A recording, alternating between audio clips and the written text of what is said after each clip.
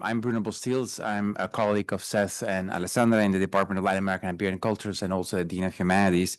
So I will be the moderator for tonight. I will limit my role to presenting the speakers today before they speak in the order in which they will speak. And hopefully we can have a lively Q&A after the presentations. So let me say a few words about Seth. Seth studies literatures and cultures of medieval and early modern Iberia.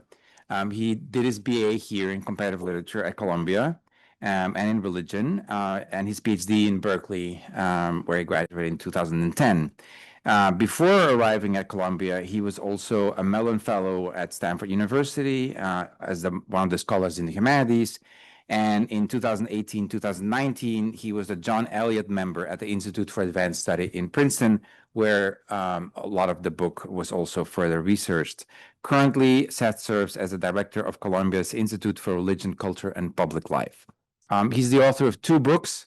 His first book, Parables of Coercion, Conversion, and Knowledge at the End of Islamic Spain from 2015, is an intellectual history of new Christian assimilation in the 16th century. The American Comparative Literature Association, or ACLA, awarded Parables of Coercion the Harry Levin Prize for Best First Book published in the field. And in 2020, Marcial Pons published the Spanish translation under the title Tener al lobo por las orejas, polémica sobre coerción y conversión hasta la expulsión de los moriscos. So Seth will say a few words about the book, and then we will have three responses. Alessandra Russo is professor and chair of the Department of Latin American and Iberian Cultures and director of the Hispanic Institute. Her research studies the theory, practice, and display of the arts in the early modern times, with a special emphasis on the artistic dynamics in the context of Iberian colonization. Her most recent book, A New Antiquity, Art and Humanity as Universal from 1400 to 1600, came out with Penn State University Press in 2024, in which she analyzes the active role that the artifacts encountered, but also pillaged and collected in the global context of the Iberian colonization in the Americas, Africa, and Asia had on the modern idea of art. Alessandra is also the author of The Untranslatable Image from Texas University Press, which was translated into French as L'image intraduisible, and El Realismo Circular, as well as co-editor of Images Take Flight, which was awarded the Best Book Award in Theory of Art, and the Grand Prix du Jury, an honorable mention of, what is the abbreviation? The American ALAA. There you go, Latin American Art Association. She's currently working on a new book project titled The Great Custodian, Artistic Education with Sebastiano Biavati, which explores the artistic universe as safeguarded in the 17th century by the one who is most likely the first art custodian represented authoritatively holding an artifact in his hands.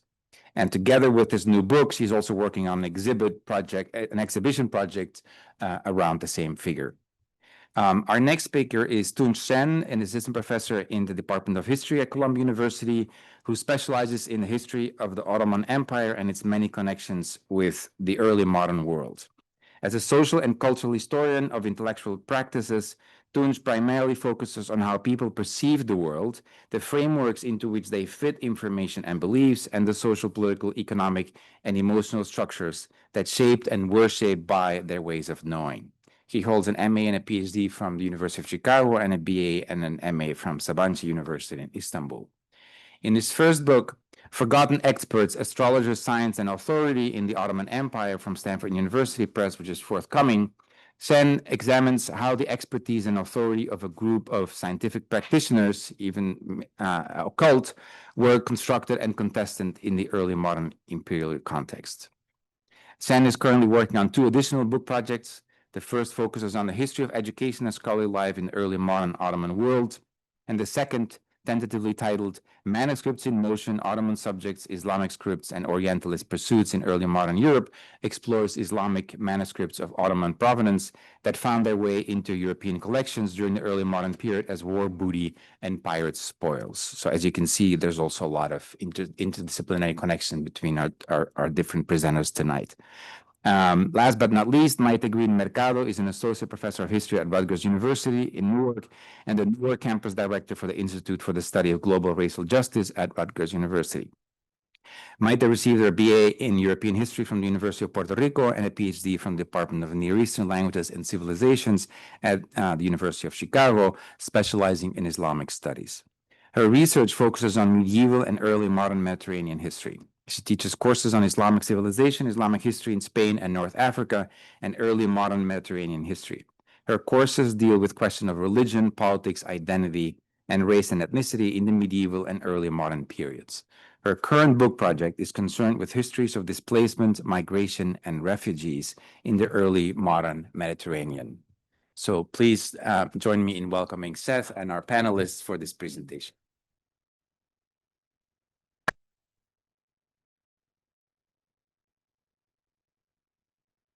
Thanks, Bruno, for the introductions and for moderating. Thanks, Alessandra, Kunz, Maite, for agreeing to do this. You write a book and, you never believe that people are actually going to read it. So I appreciate the time you took to read it. Thanks to Lindsay Schramm and Society of Fellows, Heyman Center, Office of the Divisional Deans, Department of Latin American and Iberian Cultures for co-sponsoring, helping to organize this. And thanks to everyone for coming out today. Also, thanks to the family and friends, colleagues who are following on Zoom.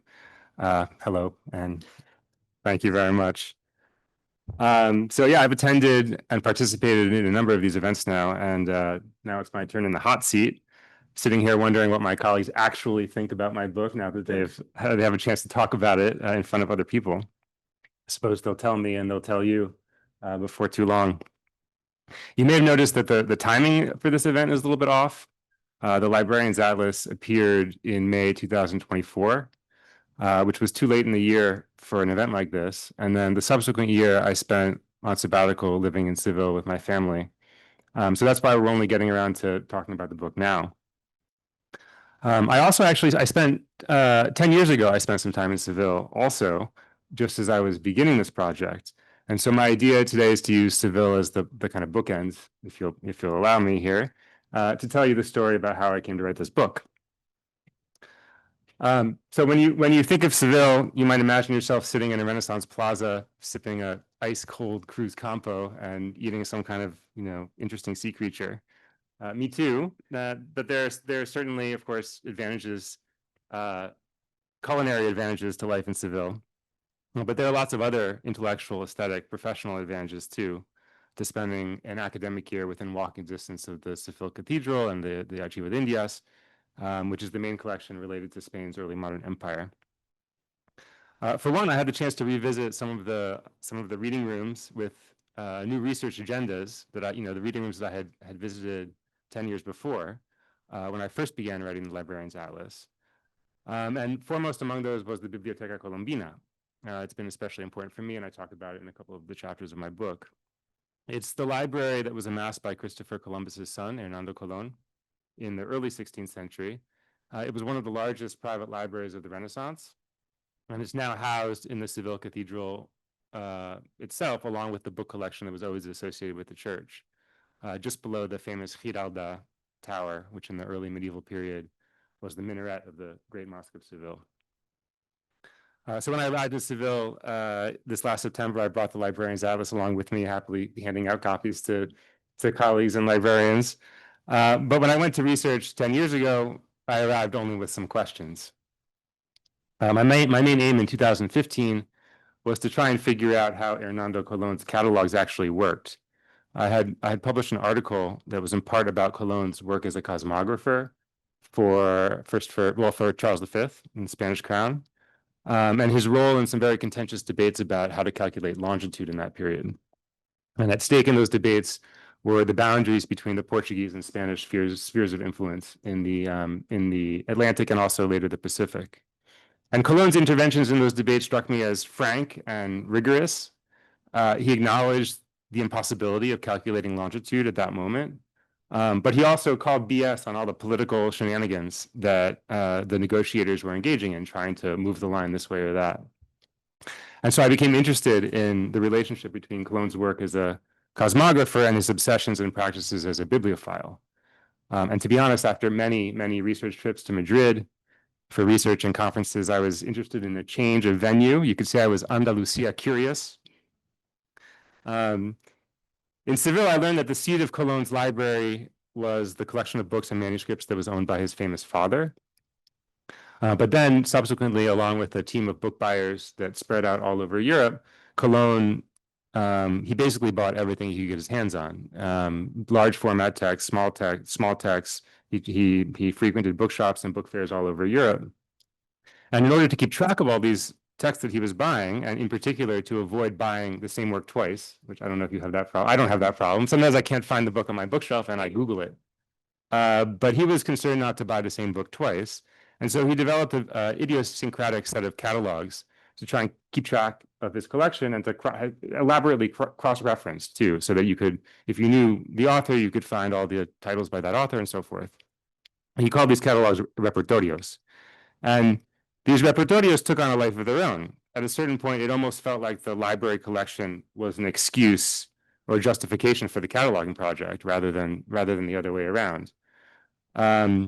His aim was to index and make searchable something like the totality of knowledge. And at least for a brief moment at the dawn of print, this seemed perhaps attainable. In the archives, I noticed that Cologne's bibliographic strategies were seeping out into other realms of scholarship that also required information management at scale, such as cosmography, for example. And this disciplinary cross-fertilization really caught my attention, and then I was off to the races. I began to think about the relationship between cosmography and bibliography beyond Cologne's collection, and also in a more kind of conceptual sense. So how is the organization of knowledge spatial, both inside and outside the library?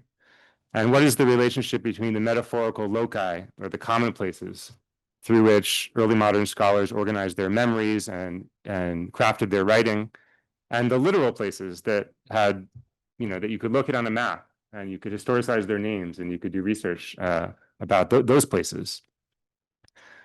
And so to try and answer these questions, I started to trace the connections between the circle of intellectuals around Cologne's library in Seville and the antiquarians, the cosmographers, historians, advisors in the circle of Charles V and Philip II in and around Madrid.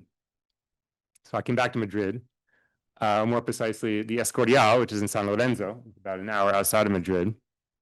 Wasn't so terrible, I have to admit. I do love Madrid. Anybody been to the Escorial? Yeah, a few of you. It was founded in the 1560s as a monastery, library, laboratory, publishing house, royal retreat, and mausoleum. It's a very different collection than the institution that Cologne founded in Seville, although the Escorial's founders also aimed for comprehensiveness. The collection there was manuscript heavy, so unlike Cologne, who bought mostly printed works. And this reflected the preferences of the 16th century bibliophiles whose collections were eventually gifted and incorporated into the Escorial library. There were lots of Latin and Greek manuscripts by church fathers, ancient historians, geographers, Hebrew Bible manuscripts, rabbinic commentaries, research tools like dictionaries and grammars, other things like that. And by the early 17th century, there was an amazing collection of Arabic materials, manuscripts, which had been stolen from the Saadi sultans in the Maghreb just previously. And the Iberian Orientalists who helped to assess those materials tried to understand the disciplinary distinctions and the cataloging genres that characterized bibliographic library work in the Islamic world. And I realized when I was trying to figure out how that worked exactly and looking at the evidence for this encounter, that for Sultan Ahmad al-Mansur, for example, as for Philip II, the library and library building more generally was a tool of imperial apologetics. So to present oneself as a learned ruler with an enormous royal library was to, in a certain way, to justify imperial expansion. In the Escorial, more specifically, there were fascinating disagreements about how to organize the materials for maximum symbolic power, for beauty, for accessibility. Should the books be on the shelf according to the size of the format, by the language, by the subject matter, what to do about books that risked having heretical content for one reason or another. So if you own a bookshelf and you have some books, you've probably thought about these problems in some way. I trust that your decisions about how to organize your books don't reflect a desire for global domination. But you've probably thought about how to organize your your mental knowledge on the bookshelf that's in front of you to help yourself think. And as I followed these very specific library debates and tools outside the confines of the library, I started to use the phrase library culture to talk about this work of organization and conservation, but also edition, publication, correction, list making in other contexts that takes place both inside and outside libraries. And I also began to think systematically about the relationship between real and metaphorical libraries. So bibliographies and anthologies in the early modern period were sometimes called libraries, bibliothecae. The Bible was a sacred library. So these are kind of metaphorical meanings of the library that I'm interested in, along with the details of cataloging. I tried to understand the shapes of knowledge at multiple scales, from the bookshelf to the structures of memory and the representations of empire. Much of my book is focused on the Escorial Library, but always in relationship to other royal projects, such as the polyglot Antwerp Bible of Antwerp and the authoritative complete works of Isidore of Seville, for instance. So Isidore brings me back around to Seville and toward my conclusion. I guess I'll finish just by saying I have a special place in my heart for Isidore of Seville. I lived on the corner of Isidore of Seville Street this past year. So Isidore is important to me not only because of the history of libraries that he included in his famous book Etymologies, which has helped me to understand and to think through exactly what I mean by library culture. Isidore was also a true Sevillano. He was the first one who built the cathedral library in Seville. He defined libraries as brick and mortar places for storing books and also as metaphors for order or for legitimacy, for example. And this balance between materiality and metaphor has always struck me as crucial, and it stuck with me as I researched and I wrote the Librarian's Atlas. And in case you're looking for another reason to love Isidore, here's one. I just learned last week that Isidore advised the monks under his tutelage to balance manual labor, prayer, and reading, but to be absolutely sure to take a siesta in the summer months. I think we could probably all benefit from Isidore's advice even here in New York City. So thank you for your time and for your support. I'm looking forward to the thoughts of my colleagues.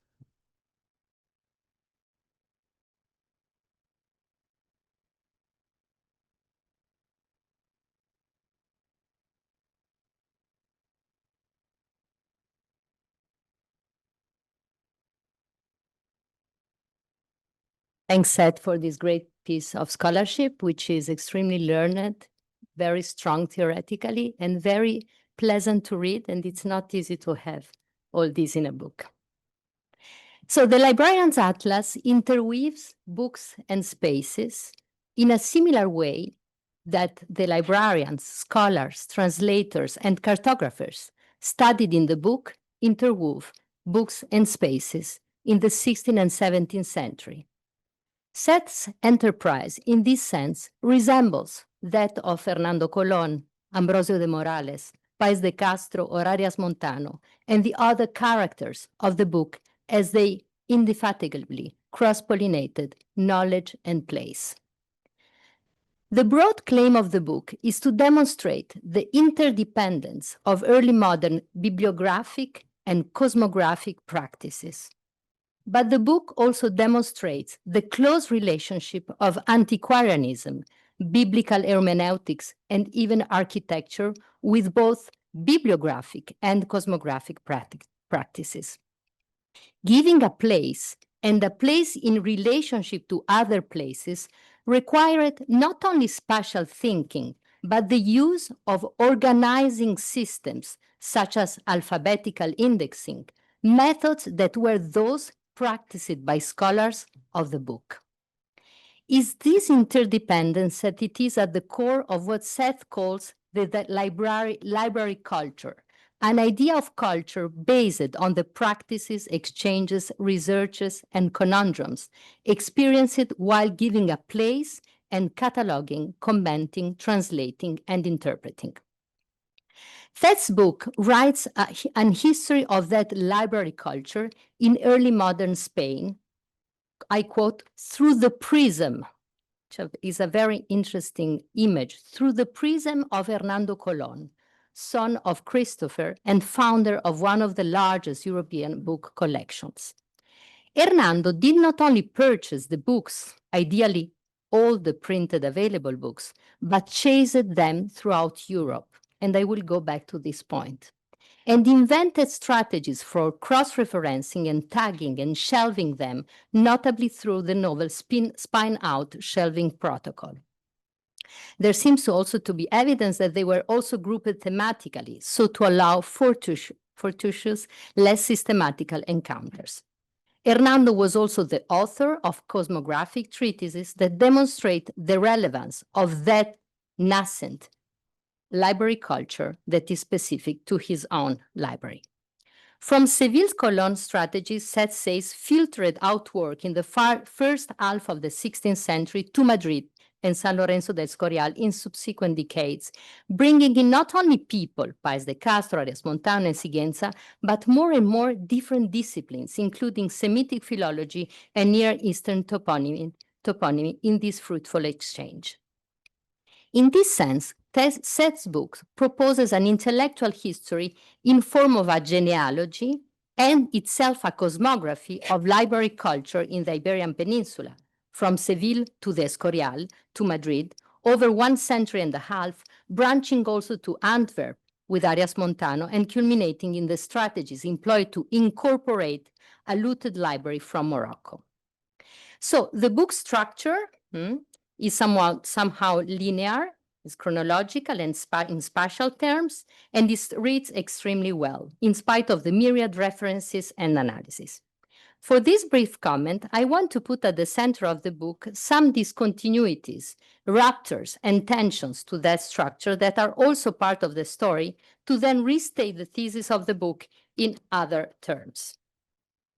It seems to me that there is a crucial tension in the book between the drive to know it all and to possess, collect, reunite it all in a single place, and the coping with the unknown between the quite secure paths offered by the autoritates and the physical whereabouts through uncharted territories, between the comforting exploration of erudition and the dangers of book and people literally shipwrecking or being captured by pirates.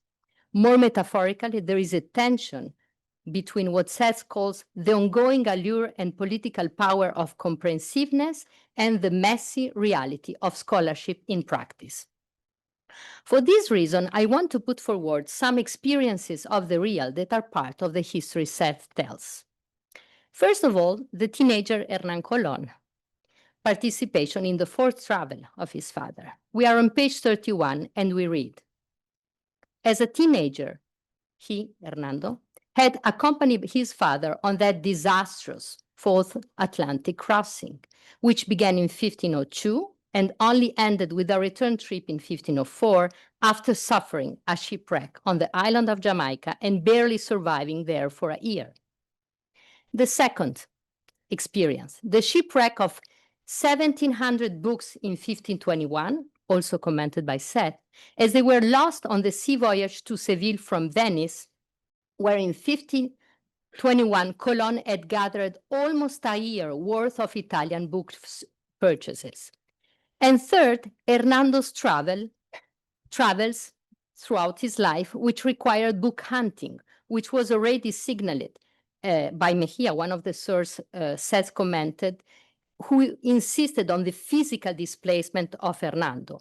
And I quote, para lo cual juntar y hacer la librería por su persona anduvo todo lo más de la cristiandad. So this idea that to gather all these books in a place, he had to travel himself in su persona, personally, subjectively. So he journeyed por su persona, personally, subjectively himself. So we have from one side the work of cross-referencing, tagging, shelving the books, and from the other, the loss, the shipwreck, the hunting, the travels. This tension is for me the most generative of the book. And this is how I would synthesize the novelty of the intellectual history Seth proposes, perhaps without still fully knowing it. A genealogy of encyclopedism in the Iberian Peninsula, which is somewhat anchored in the real. And this brings me to two specific comments.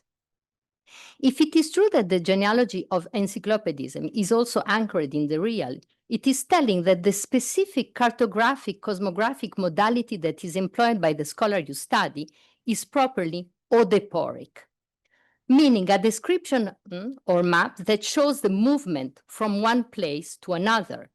This seems relevant to the discussion. It is not a drawn-like vision of an atlas. It is the path, it is the itinerary, the pilgrimage, the jornada, the fact that after each day, the body of the traveler is subject to fatigue and that has to sleep once in a while.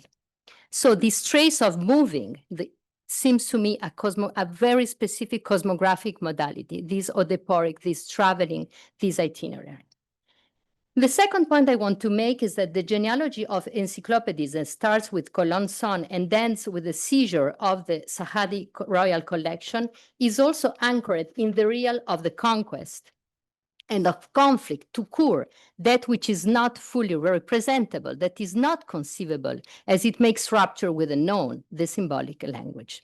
So bibliography and cosmography, but also antiquarianism, are intellectual practice that order, write, compensate that impossibility to fully know what breaks the order, what is not genealogizable, what is not historicizable. In this sense, the last chapter becomes paradigmatic. The seizure, looting, and incorporation of that royal collection from Morocco to the Escorial. Cataloging compensates in some way that impossibility to account for the real. So the two questions that are quite broad, but that I would like just to propose for the discussion later, I don't know if you want to do it just after the comment or later. One is about the conquest. You clearly state that it is not a book on the violent details of the imperial conquest on the grounds of indigenous form of knowledge production in the Spanish viceroyalties. Yet imperial appetite and booting appears in chapter 6, for instance, and in the conclusions, which starts pairing the incorporation of the royal collection into the Escorial and the Ottoman standard captured in the Battle of Lepanto. So my question is how these larger stories of conquest and conflict has to do also with this kind of cosmographic mentality that is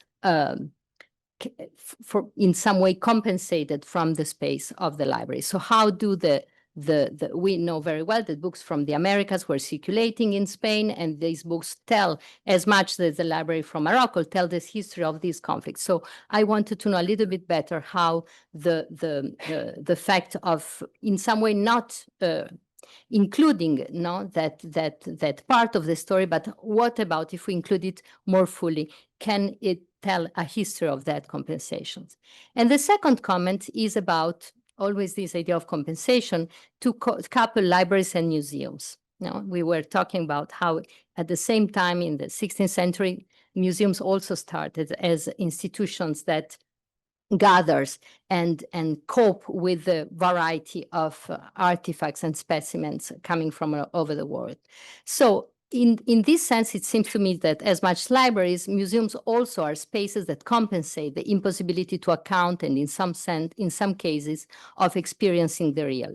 The collector that I'm working on presently is Ferdinando Cospi, was from one side the Knight of St. Stephen, which was St. Stephen was the knights for the fight against the Ottoman, and from the other he was excused from the service on the galleys, having been made page of the Medici, and he started collecting. So I see that also as a way of compensate this kind of impossibility to face the real of the conflict, starting collecting. So in spite of the fiction of the book shelving perfect order, or the museum's wonder cabinet perfect and well-balanced display, I wanted to ask how the distortions, how these kind of distortion of the real in the library, how do you account also of something that cannot be perfectly displayed and ordered in the library, meaning these spaces of conflict and conquest. So this is my comment.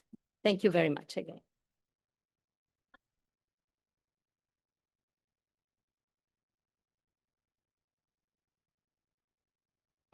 Well, it's such a pleasure to be here along with my distinguished colleagues and to celebrate Seth's really wonderful book. I have, as you see, so many post-its on each and every page almost. So I don't know how I'm gonna synthesize everything. But as you already heard from Bruno's warm introduction about me, I'm no expert on Spanish history. My own work focuses on the other end of the early modern Mediterranean world, that is the Ottoman Empire. Although I share Seth's interest in libraries, manuscripts, learned people, catalogs, and cosmographical pursuits, I usually spend my time thinking about scholars, their institutions, and their intellectual practices in Istanbul, Cairo, or Damascus, rather than Seville or San Lorenzo. But 2 years ago, I had the great privilege of spending some time conducting research at the Escorial, looking for manuscripts that I thought once belonged to Ottoman subjects, but found their way into Spanish hands during or after the Battle of Lepanto in 1571, and eventually entered the Escorial collection. It was so exhilarating to browse Arias Montano's 1577 catalog and to go through Arabic script manuscripts listed there. And before this trip, I had reached out to Seth, who very generously shared wonderful advice about the collection, about the catalogs, about the people, and even where to stay in Madrid and which bus to take to the Escorial. It's not the easiest place to get, actually. So in a way, this book feels like a continuation of that generosity. It opens the doors of the Escorial once again, along with several other book collections that he introduces. So as a historian of the early modern Ottoman world, I'm very much the outsider on this panel. And I'm not entirely sure whether what I'll say will make any sense within the context of the Spanish history.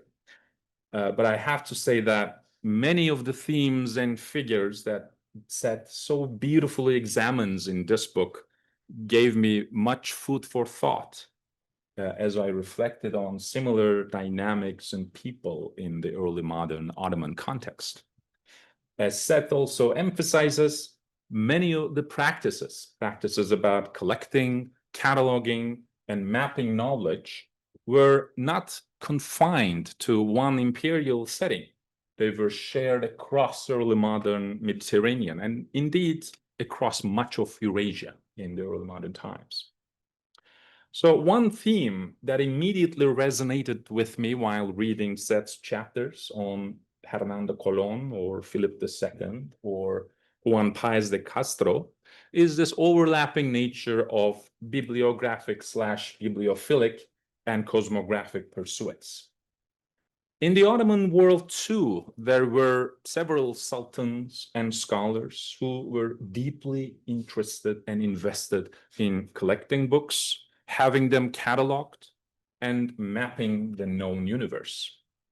Mehmed the Conqueror, for instance, the Sultan who ended the Eastern Roman Empire by capturing the Constantinople in 1453, was not only a frightened conqueror of territories, but also an avid collector of books and a patron of mapmakers. His son, Bayezid II, though not much appreciated in modern historiography, was very renowned among his contemporaries, including some Italian and Jewish visitors at his court, as a passionate bibliophile who ordered the compilation of a pretty comprehensive catalog of the palace inventory. And I'm glad that this inventory did not pass uncited by Seth in his book. So after reading Seth's work, it now feels far less surprising that this Sultan, Bayezid, was also very knowledgeable and well-versed in the sciences of stars, the same intellectual realm that Seth discusses under this rubric of cosmography. So I have some questions about what cosmography really entails, but Let me continue with exemplifying some Ottoman figures. One of the sultans, Bayezid II's close companion, intellectual companion, with the name Muayyadzadeh.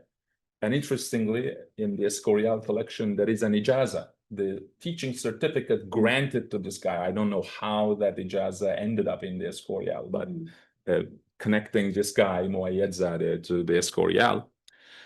He had one of the largest private collections, not just in the early modern Ottoman world, but the entire Renaissance. He had around 8,000 volumes in his personal library.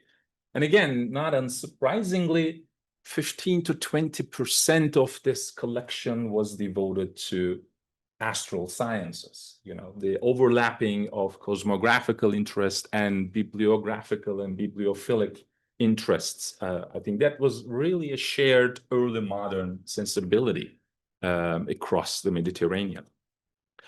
Another Ottoman Sultan, Murat III, a contemporary of Philip II, I mean, they lived around the same time, was likewise known for his enthusiasm for collecting books and expanding his royal library.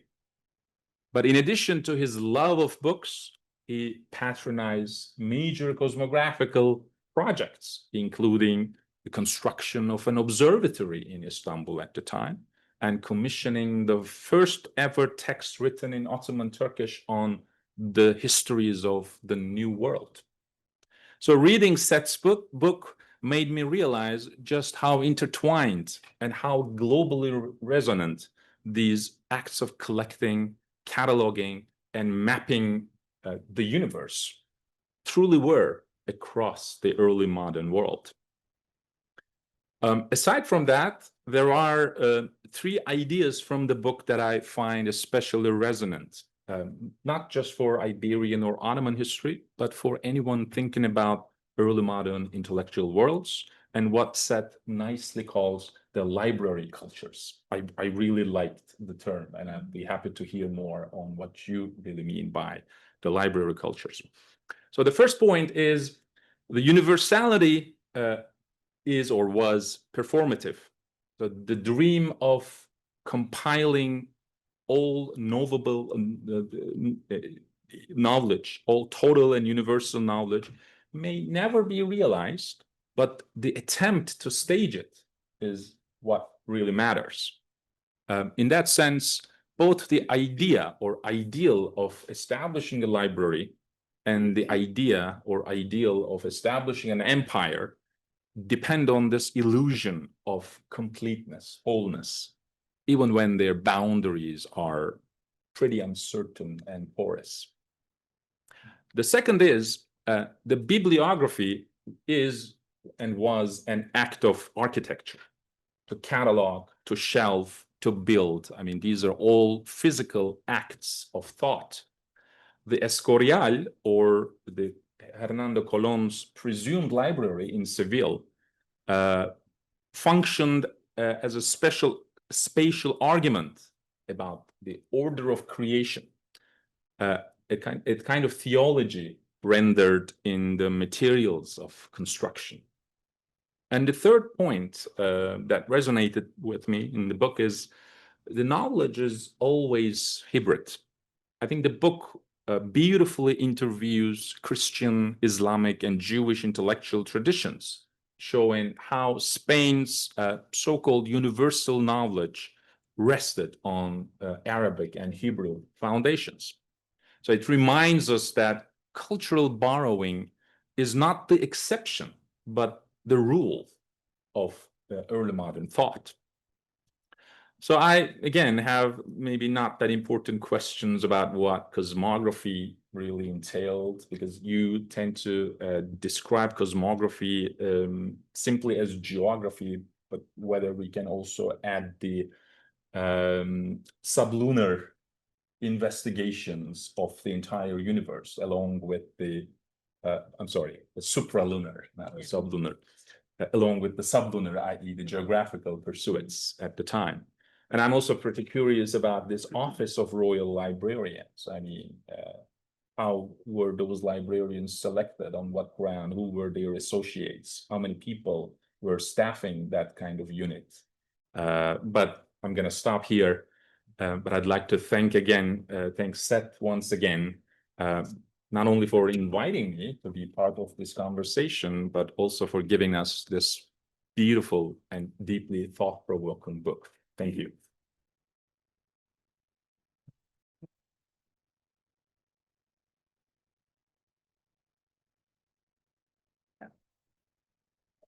I also want to thank Seth for writing this wonderful book, for the opportunity to think about the book with my colleagues, and for the opportunity to read it at a moment when I am developing a project for which this book is going to be very important. And so I am very grateful for this opportunity. So Seth's Librarian's Atlas is, of course, a beautifully written book of extraordinary erudition that takes us inside early modern libraries to explore how knowledge practices became entangled with imperial power.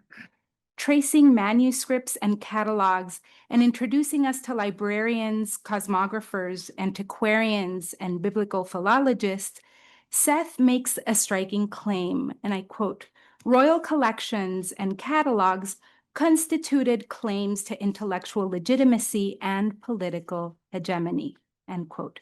Libraries, he demonstrates, were tools of empire. The book offers both an intellectual history centered on the two-sided Spanish libraries and a broader intervention in the history of political thought across the early modern Mediterranean. One of Seth's, to me, most exciting or most compelling arguments is that the library functioned as a world-making project. He shows how the medieval conception of the library as a microcosm of the world was fundamentally reversed in early modern Spain. Rather, libraries reflected the world. Librarians at Colón's Universal Library and El Escorial came to understand the world itself through a bibliographic logic. These polymaths were deeply interested in cosmography and driven by scholarly ambitions towards comprehensiveness, ambitions that mirrored the political goals of the Habsburg rulers. As Seth argues, bibliography and cosmography demanded new tools of order and interpretation and new libraries to serve as sites of accumulation and experimentation. Crucially, these tools were developed within the context of an expanding imperial project.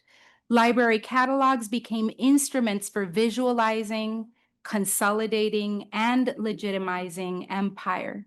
What makes this argument particularly powerful is Seth's methodological choice to treat catalogs not as mere finding aids, but as documents that shaped how empire itself was conceived and justified. In the final chapter, Seth compellingly widens his frame to include the Islamic Mediterranean. His analysis of faharis, indices or catalogs produced in the Western Islamic world, reveals parallel processes of knowledge organization in the service of empire building, particularly under the Saadi sultans of Morocco. This comparative move is significant. By examining the incorporation of the Saadi library into the Escorial, alongside the diplomatic maneuvers between North Africa and Spanish rulers, Seth reveals a shared Mediterranean conception of imperial legitimacy. And this kind of goes to what you were just speaking of. In the case of Ahmed al-Mansur, his interest in the acquisition of Andalusi manuscripts, for example, served as an important claim to being the protector of Andalusi heritage.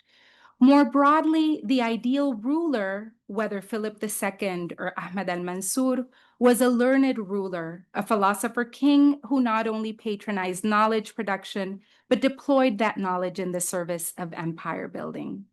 This cross-cultural analysis makes an important contribution. It reveals a Mediterranean-wide political culture in which manuscripts of Islamic and Christian origins had connected histories, and Muslim and Christian rulers advanced parallel universalist claims. Seth shows us competing powers operating within shared frameworks of legitimation. The book speaks to multiple scholarly conversations. It advances, of course, our knowledge and understanding of the history of the book, information management, cartography. But it also, I think, offers fresh insights into debates around Orientalism in early modern Spain and the emerging Republic of Letters. Importantly, at a time when Arabic was deeply associated with Islam, so much so that inside Spain it led to Morisco persecution, Seth's study of cataloging practices reveals the complex place of the Arabic language and knowledge in these Habsburg imperial projects. Arabic manuscripts were not simply rejected or destroyed. They were collected, cataloged, and incorporated into the imperial knowledge system, even as its association with Islam led to the persecution of Spanish subjects. The book illuminates the intersection of antiquarianism, local historiography, imperial ambition, and also the competition among Spanish cities over their antiquities and claims to Christian origins, including phenomena like the forged lead books of Granada, which takes on new meanings when understood as part of a broader imperial knowledge project. So here I want to offer one critical observation that is reflective of this project that I was talking about that I'm interested right now in. And I hope that this brings about productive questions. And this is the idea that apocalyptic thinking runs throughout the book, yet it remains in the background. For Columbus's Book of Prophecies from Columbus's Book of Prophecies in Chapter 1 to Spain's Sacred Geography of Chapter 5, eschatological expectations permeate these library projects, but Seth doesn't fully foreground this dimension. Consider, Columbus drew from Pierre d'Ailly's Imago Mundi, which fused Aristotelian cosmography with apocalyptic thought. The antiquarian debates in Chapter 2 connect those competitions over sacred origins of city across Iberia with prophecies. Chapter 5's discussion of Semitic philology and the construction of an Iberian sacred geography modeled on the Holy Land reflects Christian eschatological ideas about conquering Jerusalem before the end of times. And crucially, both Philip II and Ahmed al-Mansur carried messianic attributions. These weren't merely learned rulers, but rulers imagined as fulfilling apocalyptic prophecies. Cornel Fleischer showed how European interest in Semitic languages was intertwined with millenarian expectations. Understanding Hebrew was seen as a key to unlocking divine prophecies. If we foreground this eschatological dimension, these universal library projects take on additional meaning. They serve not just to bolster political imperial claims, but also to uncover or establish eschatological legitimation. Their totalizing aim wasn't merely comprehensive.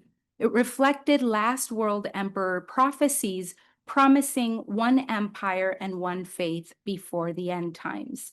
This raises a question for discussion. Would foregrounding the apocalyptic dimension change our understanding of these library projects? Or does Seth's choice to keep it submerged allows the bibliographic and political arguments to stand on their own terms?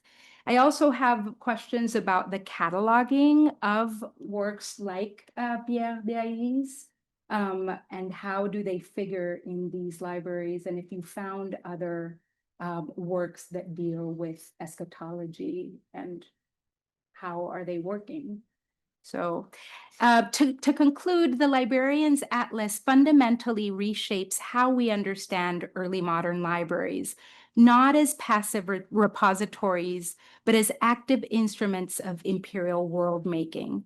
By bringing the Islamic Mediterranean into conversation with Habsburg Spain, Seth reveals shared conceptions of power, knowledge, and legitimacy that crossed religious and political boundaries. Thank you.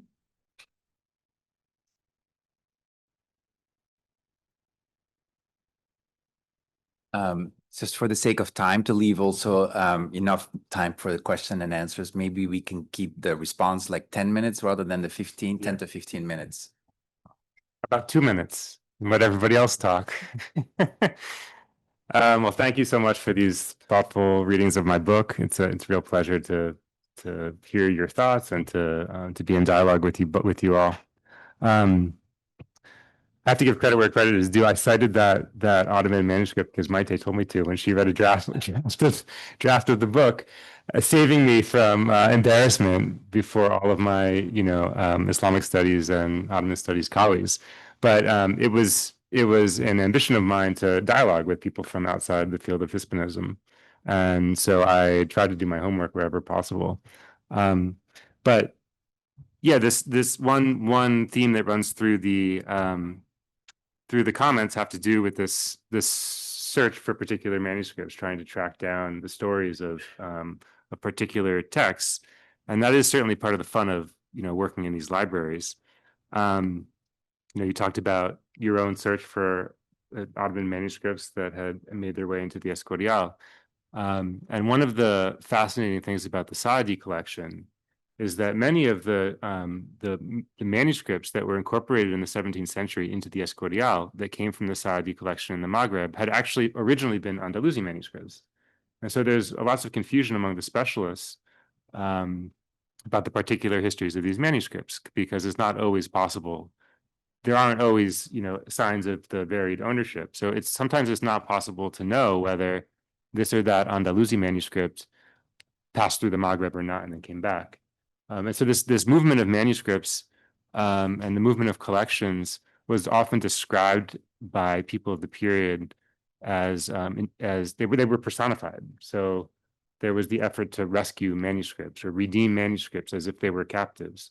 And this, I think, is very much tied to this, this bigger story that I'm trying to tell about, territories and texts, or books and people, or empire and bibliophile modes of collection.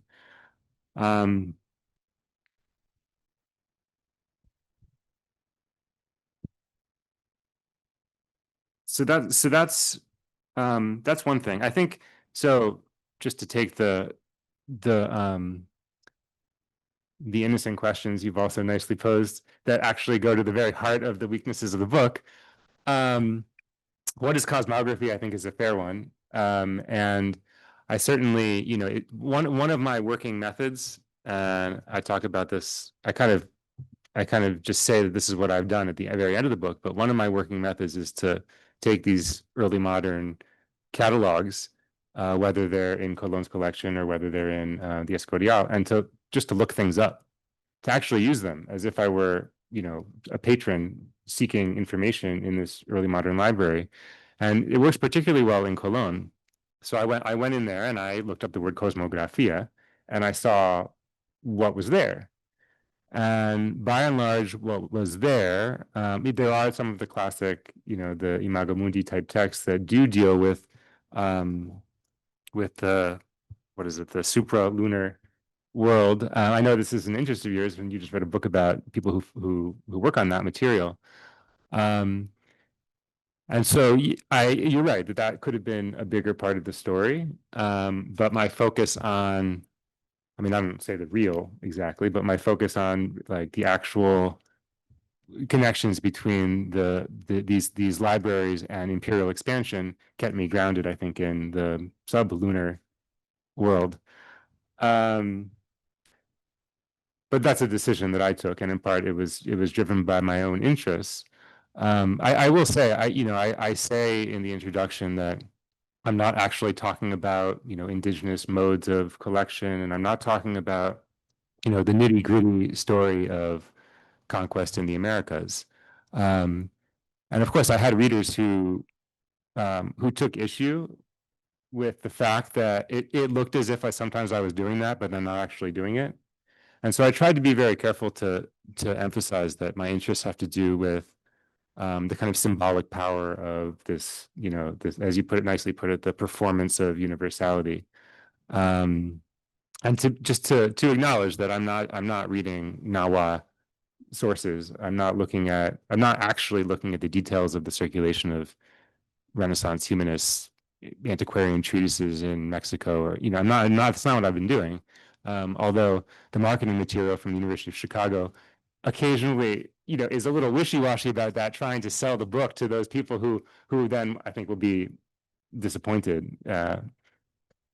So I mean that's part of the game. I can say what I'm doing, but in the end, I mean, a book is meant to try and reach as broad an audience as possible. Just not to take up too much more time on the question of the genealogy of encyclopedism being anchored in the real. I mean, I know you're thinking about something much more conceptual, and I am interested in the genealogies of encyclopedism and Renaissance encyclopedism in relationship to ancient encyclopedism, and these are things that interest me. But I think if the librarians that I studied really were asked about the real, they would be worried about floods and infestations and the loss, all the other kinds of loss of books, some of which you mentioned. There was this shipwreck where Cologne lost thousands of books at sea. How to heat the library without burning down the place. These are the kinds of, that's the real that I see some librarians nodding vigorously in the audience. That's the kind of real that really occupies the mind of the librarian, I think. And those little vignettes, they're just great when you encounter, somebody fretting about, where to put the heating element.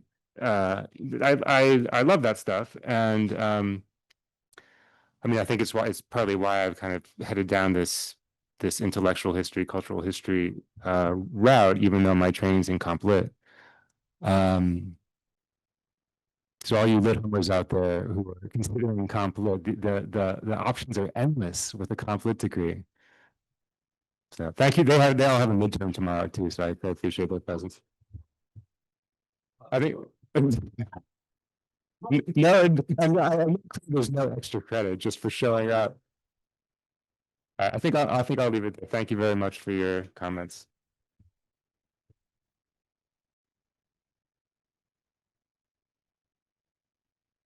Thank you again, Seth. So technically we're out of time, but I would leave, if it's okay, spend 15 minutes with the Q&A. And I would propose that maybe we take 3 or 4 questions and force Seth to take notes to answer them after that.